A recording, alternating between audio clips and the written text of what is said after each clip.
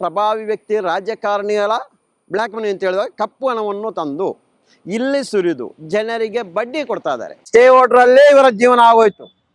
ಈ ಬಡ್ಡಿ ದಂಧೆ ವಿಷಯಲ್ಲೂ 3-4 ವರ್ಷ ಹಿಂದೆನೇ ಸ್ಟೇ ತಂದಿದ್ದಾರೆ ಇವರು ಒಂದು ಕಡೆಯಿಂದ. ಸುಪ್ರೀಂ ಕೋರ್ಟ್ ಇಂದ ಹಿಡಿದು ಕೆಳಮಟ್ಟದ ಸಬ್ ಇನ್ಸ್ಪೆಕ್ಟರ್ ತನಕ ಎಲ್ಲರಿಗೂ ಈ ಮಾಹಿತಿಯನ್ನು ಕಳಿಸ್ತಾ ಇದ್ದೀವಿ. ಹಣವನ್ನು ನೀವು ಕೋರ್ಟಲ್ಲಿ ಮುಗಿಸಿ, ಅದು ಠಾಣೆಯಲ್ಲಿ ಮುಗಿಸಲಿಕ್ಕಲ್ಲ. ಅದರಲ್ಲಿ ಯಾವ್ದು ಬೇಕು, ಇವರ ವ್ಯಾಪ್ತಿ ಏನು ಬರ್ತಾ ಇದೆ ಅದನ್ನು ತನಿಖೆ ಮಾಡ್ಬೋದು. ಇಂಥದ್ದು ನಮ್ಮ ವ್ಯಾಪ್ತಿ ಬರಲ್ಲ, ಇಂಥವ್ರಿಗೆ ಕೊಡಿ ಅಂತ ಅವರಿಗೆ ಒಂದು ಲೆಟರ್ ಮಾಡ್ಬೋದು. ತನಿಖೆ ಮಾಡಲು ಆಗ್ತಾ ಇಲ್ಲ, ಮೇಲಿಂದ ಒತ್ತಡ ಬರ್ತಾ ಇದೆ. ಅದು ಇಂದಿನ ರಾಜ್ಯಕ್ಕೆ ಯಾವ ರೀತಿಯಲ್ಲಿ ಇದೆ ಅಂತ ಎಲ್ಲರಿಗೂ ಗೊತ್ತಿರುವ ವಿಷಯನೇ. ಅವರ ಹೆಸರೇನ ಇದ್ದರೆ ದೂರನ್ನು ಸ್ವೀಕರಿಸ್ತಾ ಇಲ್ಲ. ಈ ಒಂದು ಕಾರಣಕ್ಕೋಸ್ಕರ ಸಬ್ ಇನ್ಸ್ಪೆಕ್ಟರ್ ಒಳ್ಳೆ ಒಂದು ಮಾಹಿತಿ ಕೊಟ್ಟರು. ನೋಡಿ, ನಾನು ಹೇಳಿದೆ ಎಲ್ಲ ಪ್ರತಿಯೊಂದು ಠಾಣೆಗೆ ಕೊಡ್ತಾ ಇದ್ದೀವಿ.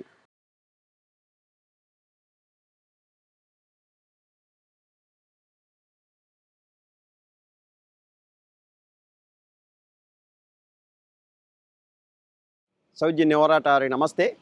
ನಾವಿವತ್ತು ಧರ್ಮಸ್ಥಳ ಪೊಲೀಸ್ ಠಾಣೆ ಹತ್ರ ಬಂದಿದ್ದೀವಿ. ದಿನಾಂಕ 13/8/2024.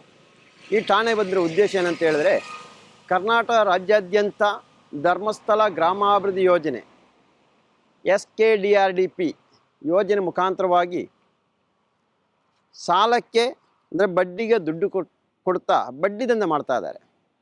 ಈ ವಿಷಯವನ್ನು ಈ ಧರ್ಮಸ್ಥಳ ಗ್ರಾಮಾಭಿವೃದ್ಧಿಯವರು ಕೊಡ್ತಾ ಇರುವಾಗ ಎಲ್ಲರೂ ನಡೆಸ್ತಾ ಇದ್ದಾರೆ ಗ್ರಾಮದ ಅಭಿವೃದ್ಧಿಯ ಉದ್ದೇಶದಿಂದ ಕೊಡ್ತಾ ಇರೋದಂತ.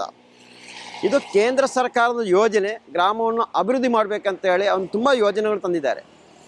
ಹೆಣ್ಣು ಮಕ್ಕಳ ಒಂದು ಸಬಲೀಕರಣ ಆಗಲಿ, ಹೆಣ್ಣು ಮಕ್ಕಳ ಒಂದು ಅಭಿವೃದ್ಧಿಗೋಸ್ಕರ, ಬಡವರ ಅಭಿವೃದ್ಧಿಗೋಸ್ಕರ, ಗ್ರಾಮದ ಅಭಿವೃದ್ಧಿಗೋಸ್ಕರ, ಕೆರೆಗಳನ್ನು ಅಭಿವೃದ್ಧಿಪಡಿಸುವ ಉದ್ದೇಶದಿಂದ ಕೇಂದ್ರ ಸರ್ಕಾರ ಯೋಜನೆಯನ್ನು ಇವರು ಮಿಸ್ಯೂಸ್ ಮಾಡ್ತಾ ಇದ್ದಾರೆ. ಜನರಿಗೆ ತಿಳಿಸ್ತಾ ಇರೋದು ಕೇಂದ್ರ ಸರ್ಕಾರ ಯೋಜನೆ ಅಂತೆ. ಆದರೆ ಇದು ಕೇಂದ್ರ ಸರ್ಕಾರ ಯೋಜನೆ ಅಲ್ಲ. ಇವರೇನಂತೆ SKDRDP ಎಂಬ ಸಂಸ್ಥೆಗೆ ಸಾಲ ಪಡೆದು, ಬ್ಯಾಂಕಿಂದ ಸಾಲ ಪಡೆದು, ಅಂದರೆ ಇವರ ಒಂದು ಉದ್ದೇಶ, ಇವರದೇನೋ ಒಂದು ಉದ್ದೇಶ ಇರ್ಬೋದು, ಈ ಉದ್ದೇಶಕ್ಕೋಸ್ಕರ ಅಭಿವೃದ್ಧಿಪಡಿಸಲಿಕ್ಕೆ ಅಂತ ಬ್ಯಾಂಕಿಂದ ಸಾಲ ಪಡೆದು ಅದರೊಂದಿಗೆ ಕೆಲವೊಂದು ಪ್ರಭಾವಿ ವ್ಯಕ್ತಿ ರಾಜಕಾರಣಿಗಳ ಬ್ಲ್ಯಾಕ್ ಮನಿ ಅಂತ ಹೇಳಿದಾಗ ಕಪ್ಪು ಹಣವನ್ನು ತಂದು ಇಲ್ಲಿ ಸುರಿದು ಜನರಿಗೆ ಬಡ್ಡಿ ಕೊಡ್ತಾ ಇದ್ದಾರೆ.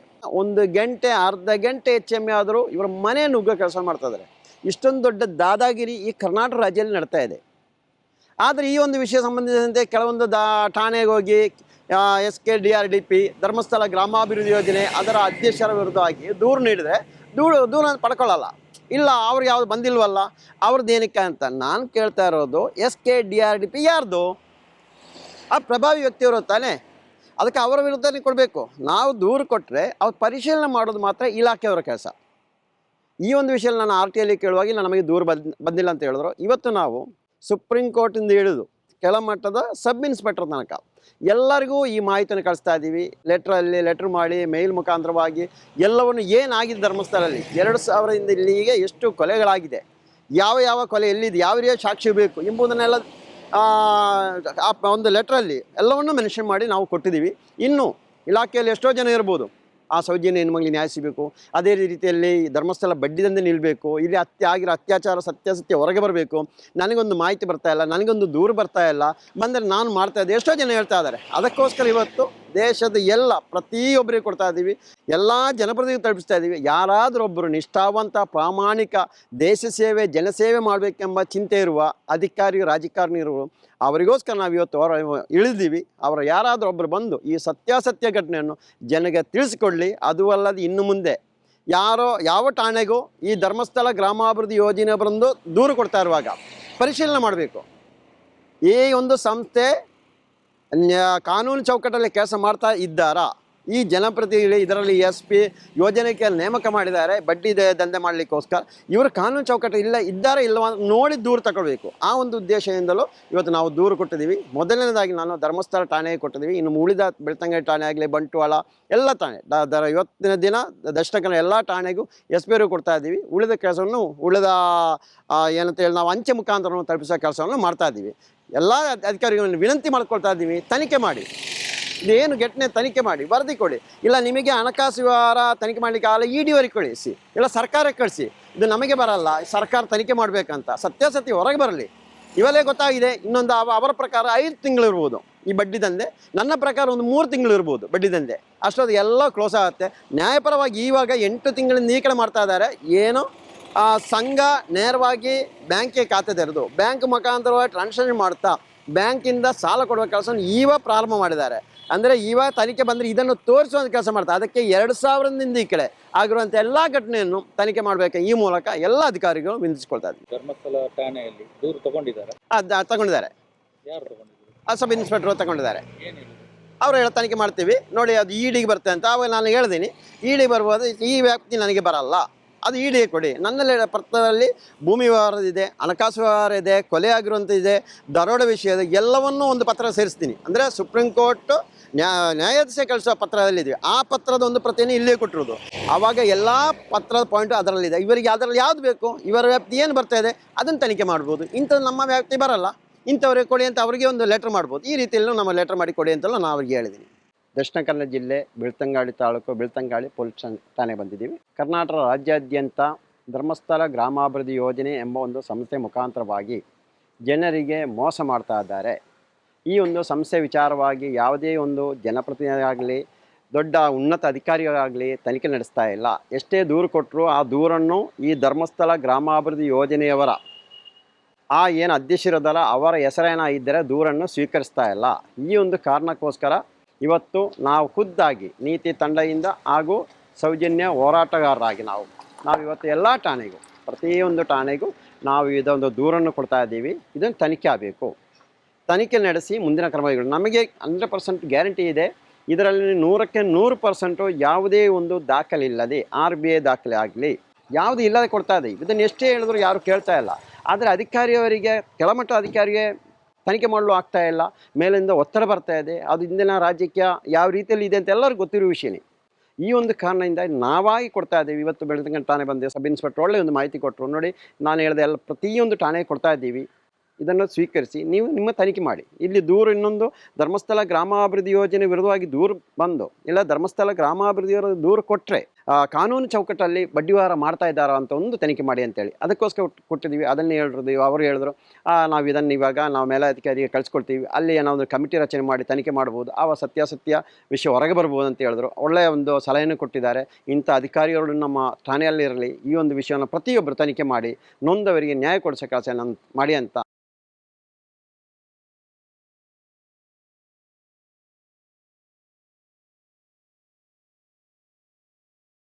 ಇವತ್ತು ದಿನಾಂಕ 20/8/2024. ಎಲ್ಲರಿಗೂ ಗೊತ್ತಿರೋ ವಿಷಯನೇ. ಒಂದು ಕಡೆ ಸೌಜನ್ಯ ಹೋರಾಟ ಒಂದಿಷ್ಟು ಸ್ಲೋ ಆಗಿದೆ. ಅದು ಅಣ್ಣಪ್ಪ ಸ್ವಾಮಿ ಮಂಜುನಾಥ ಸ್ವಾಮಿ ಮಾಡಿಸ್ತಾ ಇರೋ ಕೆಲಸ. ಯಾಕಂದ್ರೆ ಈ ಸೌಜನ್ಯ ಹೆಣ್ಣು ಮಗಳ ತರನೇ ಈ ಧರ್ಮಸ್ಥಳ ಗ್ರಾಮಾಭಿವೃದ್ಧಿ ಯೋಜನೆ ಮುಖಾಂತರವಾಗಿ ಬಡ್ಡಿ ದಂಧೆಗೆ ಸಿಲುಕಿ ಸಾವಿರಾರು ಜನ ಸತ್ತಿದ್ದಾರೆ, ಆತ್ಮಹತ್ಯೆ ಮಾಡ್ಕೊಂಡಿದ್ದಾರೆ. ಇದನ್ನು ನೀವು ಬದಿ ಹಾಕ್ತಾ ಇದ್ದೀರಾ, ಇದನ್ನು ಒಟ್ಟಿಗೆ ಕರ್ಕೊಂಡು ಬನ್ನಿ, ಅವರಿಗೂ ಸ್ವಲ್ಪ ನ್ಯಾಯ ಕೊಡಿಸಿ ಎಂಬ ಉದ್ದೇಶದಿಂದ ಈ ಅತ್ಯಾಚಾರಿಗಳು ಮಾತಾಡುವವರನ್ನು ಮಾತಾಡಿಸಬಾರ್ದಂತ ಉದ್ದೇಶದಿಂದ ಕೋರ್ಟಿಂದ ಸ್ಟೇ ಆರ್ಡರ್ ತರ್ತಾ ಇರ್ತಾರೆ. ಇವರಿಗೆ ಇದೇ ಗೊತ್ತಿರೋದು, ಬೇರೆ ಯಾವುದು ಗೊತ್ತಿಲ್ಲ. ಸ್ಟೇ ಆರ್ಡರ್ ಅಲ್ಲೇ ಇವರ ಜೀವನ ಆಗೋಯ್ತು. ಈ ಬಡ್ಡಿ ದಂಧೆ ವಿಷಯಲ್ಲೂ 3-4 ವರ್ಷದಿಂದನೇ ಸ್ಟೇ ತಂದಿದ್ದಾರೆ ಇವರು. ಒಂದು ಕಡೆಯಿಂದ ತನಿಖೆ ಮಾಡ್ಲಿಕ್ಕೆ ಅವ್ರು ಮುಂದೆ ಬರ್ತಾ ಇಲ್ಲ. ಎಲ್ಲದಕ್ಕೂ ಸ್ಟೇ ತಂದು ಆರಾಮಾಗಿ ಕೂತಾರೆ. ನಾನೇನು ಮಾಡಿಲ್ಲ, ನಾನು ಗಾಂಧಿ, ನಾನೊಂದು ಹೆಣ್ಣು ಮಕ್ಕಳ ಅತ್ಯಾಚಾರ ಮಾಡಿಲ್ಲ, ಮಕ್ಕಳ ಮುಖನೇ ನೋಡಿಲ್ಲ ಅಂತ ಕೂತಿದ್ದಾರೆ.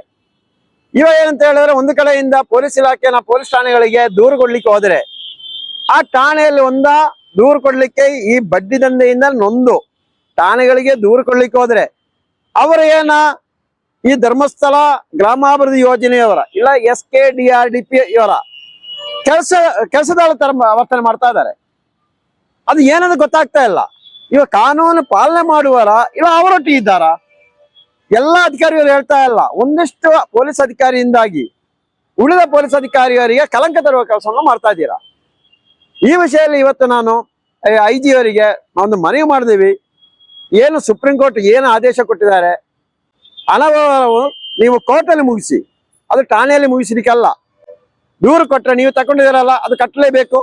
ನೀವು ಯಾಕೆ ತಗೊಂಡಿದ್ದೀರಾ? ಆ ಚಿನ್ನ ತಗೊಳ್ಳಿಕ್ಕೆ, ಚಿನ್ನ ಇಟ್ಬಿಟ್ಟು ಕಟ್ಟಿ. ಇದೆಲ್ಲ ಬೇಕಾಗಿರೋದು. ಕಟ್ಟೋದೇ ಕಟ್ತೇವೆ. ಇಷ್ಟು ದಿನ ಜನರನ್ನು ಮಂಗ ಮಾಡಿದಿರಿ, ವಂಚನೆ ಮಾಡಿದಿರಿ, ಅಕ್ರಮವಾಗಿ ಬಡ್ಡಿಯನ್ನು ತಿಂದಾಕಿದಿರಿ. ನೀವು ಹೇಳ್ತಾ ಇರೋದು 8% ಅಂತ. ಲೆಕ್ಕ ಹಾಕಿ ಸ್ವಾಮಿ, ನೀವು ವಾರಕ್ಕೆ ದುಡ್ಡು ಶೇಖರಣೆ ಮಾಡೋದಾದರೆ, ಬಡ್ಡಿ ಶೇಖರಣೆ ಮಾಡೋದಾದ್ರೆ ಎಷ್ಟು ಪರ್ಸೆಂಟ್ ಬರ್ತದೆ ನೀವು ಲೆಕ್ಕ ಹಾಕಿ. ನೀವು ತಿಂಗಳಿಗೆ ಕೊಡ್ತಾ ಇಲ್ಲ, ವಾರಕ್ಕೆ ಕೊಡ್ತಾ ಇದ್ದೀರಾ. ಒಂದು ವ್ಯಾಪಾರ ಮಾಡುವ ಆದ್ರೆ ದುಡ್ಡು ತಕೊಂಡು ವಾರಕ್ಕೆ ಕಟ್ಟುವಾಗ ಎಷ್ಟು ನಷ್ಟ ಆಗುತ್ತೆ, ತಿಂಗಳಿಗೆ ಎಷ್ಟು ಲಾಭ ಆಗುತ್ತೆ, ಇದನ್ನ ಆಲೋಚನೆ ಮಾಡ್ಬೋದು ಒಂದಿಷ್ಟು. ಈ ವಿಷಯ ಠಾಣೆಗೆ ಹೋಗ್ತಾ ಇರುವಾಗ ಠಾಣೆಲ್ಲ ನೀವು ಕಟ್ಟಲೇಬೇಕು, ಇಲ್ಲ ನಿಮ್ಮ ಮೇಲೆ ಕೇಸ್ ಆಗುತ್ತೆ. ಇದನ್ನು ನಿಲ್ಲಿಸುವ ಉದ್ದೇಶದಿಂದ IG ಅವರಿಗೆ ಮಾಹಿತಿ ಕೊಟ್ಟಿದ್ದೀವಿ. ಸುಪ್ರೀಂ ಕೋರ್ಟ್ ಹಾಗೂ ಹೈಕೋರ್ಟ್ ಅಲ್ಲಿ ಏನು ಆದೇಶವನ್ನು ಎತ್ತಿ ಹಿಡಿತಾ ಇದೆ ಅದೇ ರೀತಿಯಲ್ಲಿ ಇದನ್ನು ಕೋರ್ಟ್ ಅಲ್ಲಿ ಮುಗಿಸಿ ಅಂತ ಬರೆದುಕೊಡಿ ನೀವು. ಅದು ಅಲ್ಲದೆ ನಿಮಗೆ ಏನಾದರೂ ಧರ್ಮಸ್ಥಳ ಗ್ರಾಮಾಭಿವೃದ್ಧಿ ಯೋಜನೆಯವರ ಮೇಲೆ ಇಲ್ಲ ಅಲ್ಲಿವರ ಪ್ರಭಾವಿ ವ್ಯಕ್ತಿಯರ ಮೇಲೆ ಏನೋ ಅನುಕಂಪ ಇದ್ದರೆ, ಅಲ್ಲ ಅವ್ರು ದುಡ್ಡು ಕೊಟ್ಟಿರೋದು ಅದು ಕಟ್ಟಿಸಲೇಬೇಕು, ಏನೋ ಚಿಂತೆ ಇದ್ದರೆ ತಮಗೆ ಹೇಳ್ತಾ ಇರೋದು ಒಂದೇ, SKDRDP ಶ್ರೀ ಕ್ಷೇತ್ರ ಧರ್ಮಸ್ಥಳ ಗ್ರಾಮಾಭಿವೃದ್ಧಿ ಯೋಜನೆಯಂತ ಸರ್ಕಾರವನ್ನು ವಂಚನೆ ಮಾಡ್ತಾ ಇರುವಂತ ಒಂದು ಆ ಸಂಸ್ಥೆ ಇದೆಯಲ್ಲ ಸ್ವಾಮಿ, ನೀವು ಅವರಿಂದ ಮೊದಲನೇದಾಗಿ ಸಾವಿರಾರು ಕೋಟಿ ನಗದು ರೂಪದಲ್ಲಿ ಬಡ್ಡಿಗೆ ಬಿಟ್ಟಿದ್ದಾರೆ, ತನಿಖೆ ಮಾಡಿ. ಈ ರೀತಿಯಲ್ಲಿ ನಗದು ರೂಪದಲ್ಲಿ ಸಾವಿರಾರು ಕೋಟಿ ಹಣವನ್ನು ಗ್ರಾಮಗಳಿಗೆ ಸಂಘವನ್ನು ಒಂದೊಂದು ಸಂಘ ರಚನೆ ಮಾಡಿ ಕೊಡ್ಲಿಕ್ಕೆ ಇದೆಯಾ ಇಲ್ವಾ ಅಂತ ನಿಮ್ಮ ಹತ್ರ ಅದನ್ನ ನಾವು ಹೇಳ್ತಾ ಇದೀವಿ. ಅದು ತನಿಖೆ ಮಾಡಿ ಅಂತ ಇಷ್ಟು ದಿನಗಳಿಂದ 3-4 ದಿನ ಒದ್ದಾಡ್ತಾ ಇದೀವಿ, ಕೇಳ್ತಾ ಇದೀವಿ. ಯಾರೋ ಒಬ್ಬರು ಅಧಿಕಾರಿಯವರಿಗೂ ಇದರ ವಿಷಯದಲ್ಲಿ ತನಿಖೆ ಮಾಡೋ ಇಂಟ್ರೆಸ್ಟ್ ತೋರಿಸ್ತಾ ಇಲ್ಲ. ಅದೇನು ಅವರಿಗೆ ಭಯಬಿದ್ದು ಕೂತಿದ್ದೀರಾ? ನೀವು ಕಾನೂನಿಗೆ ಭಯಬೀಳಿ, ಕಾನೂನು ಎತ್ತಿ ಹಿಡಿಯಿರಿ. ಯಾರ್ಯಾರೋ ಇದ್ದಾರೆ ಅಂತ ಹೇಳಿ ದುಡ್ಡು ಆಮಿಷ ಒಡ್ಡಿ ಇಲ್ಲ, ದುಡ್ಡಿರುವವರ ಹತ್ರ ನೀವು ಹೋಗಿ ತಲೆ ಬಗ್ಗಿಸಬೇಡಿ. ನೀವು ನಿಯತ್ತಾಗಿ ಕಾನೂನು ಚೌಕಟ್ಟಲ್ಲಿ ಕೆಲಸ ಮಾಡಿ. ನೀವು ಯಾವ ಉದ್ದೇಶದಿಂದ ಅವ್ರು ಕೇಳ್ತಾ ಇರೋದು? 19/6/2024 ಉಡುಪಿ DC ಅವರಿಗೆ ಮನವಿ ಮಾಡಿದ್ದಾರೆ ಮಹೇಶಣ್ಣವರು. ಇಂಧನ ತನಿಖೆ ಮಾಡಿಲ್ಲ, ಗ್ರಾಮದಲ್ಲಿ ಹೊಡೆದಾಡ್ತಾ ಇದ್ದಾರೆ. ಇವಾಗ ಏನ್ ಮಾಡ್ತಾ ಇದೆ ಅಂತ ಹೇಳಿದ್ರೆ, ಧರ್ಮಸ್ಥಳ ಗ್ರಾಮಾಭಿವೃದ್ಧಿ ಯೋಜನೆಯವರು ಯೋಜನಾಧಿಕಾರಿಯವರು ಮನೆಗೆ ಬರ್ತಾ ಇಲ್ಲ, ಇಲ್ಲಾರೆ ಅಲ್ಲಿಯ ಸೇವಾ ಪ್ರತಿನಿಧಿಗಳು ಮನೆಗೆ ಬರ್ತಾ ಇಲ್ಲ.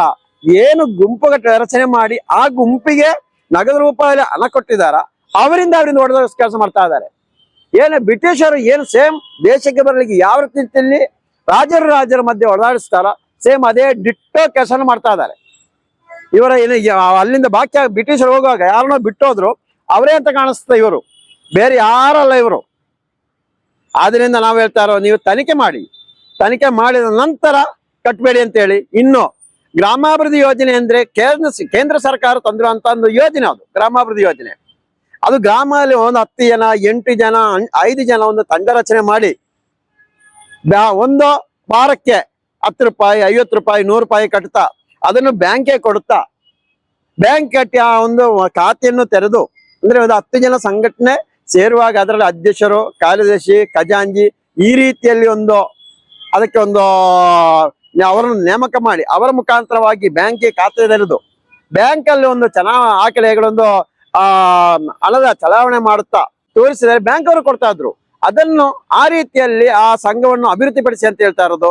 ಆ ಏನ ಬಡ್ಡಿ ಕಮ್ಮಿ ಬಡ್ಡಿಯೂ ಸಿಗ್ತಾ ನೇರವಾಗಿ ಒಂದು ಕಡೆಯಿಂದ ನಮ್ಮ ದುಡ್ಡಿಗೆ ನಮಗೆ ಬಡ್ಡಿ ತಗೊಳ್ಬಹುದು, ಇಂಥ ಕೆಲಸ ಮಾಡಿ ಅಂತ ಹೇಳುವಾಗ ಇವರು ಮಾಡ್ತಾ ಇರೋದು ನಮ್ಮ ದುಡ್ಡನ್ನು ತಂದು ಹಾಕಿಕೊಟ್ಟು ಇದೇನ ಕೇಂದ್ರ ಸರ್ಕಾರ ಯೋಜನೆ ಅಂತ ಹೇಳ್ತಾರೆ. ದಡ್ಡರಾಗಬೇಡಿ ಯಾರು, ಕೇಂದ್ರ ಸರ್ಕಾರ ಯೋಜನೆ ಅಲ್ಲ, ಧರ್ಮಸ್ಥಳ ಗ್ರಾಮಾಭಿವೃದ್ಧಿ ಅಂತ ಹೇಳ್ಬೋದು. ಕಪ್ಪು ಹಣವನ್ನು ವೈಟ್ ಹಣ ಮಾಡ್ತಾ ಇರುವಂತ ಕೆಲಸ ಮಾಡ್ತಾ ಇದ್ರೆ, ಉಂಡಿ ಬಿದ್ದ ದುಡ್ಡನ್ನು ವೈಟ್ ಮಣಿ ಮಾಡುವ ಕೆಲಸವನ್ನು ಮಾಡ್ತಾ ಇದ್ರೆ. ಇದರೊಂದಿಗೆ ಒಂದಿಷ್ಟು ರಾಜಕಾರಣ ದುಡ್ಡನ್ನು ತಂದಾಕಿದ್ದಾರೆ. ಒಂದು 50,000 ಕೋಟಿ ಇಲ್ಲಿ ಸಾಲ ಕೊಟ್ಟಿದ್ದಾರೆ. ಒಂದು 10,000 ಕೋಟಿಯನ್ನ ಬ್ಯಾಂಕಿಂದ ಸಾಲ ತೆಗೆದು ನಾವು ಕೊಡ್ತಾ ಇದೀವಿ ಅಂತ ತೋರಿಸಿ ಹೀಗೆ ಒಂದು ದಂಧೆ ನಡೀತಾ ಇದೆ.